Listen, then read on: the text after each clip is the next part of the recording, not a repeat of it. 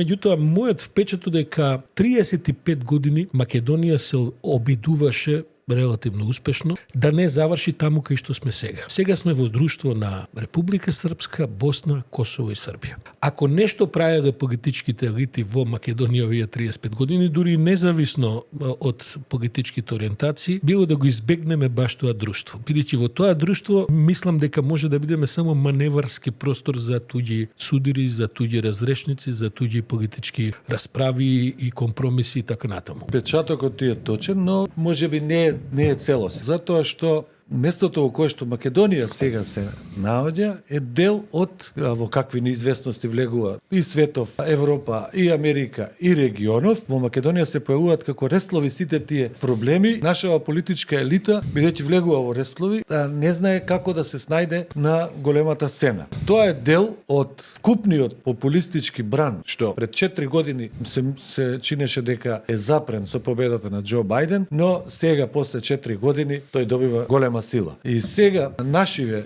нови власти ще се поврзани на таа главна популистичка оска Будимпешта, Белград, Скопје. Нови власти имаат разбрано како добро да се владее со народ. Ти ќе влезеш во еден канал во кој што ти е важно само да владееш, а не да имаш некаква, да речеме, европска алтернатива.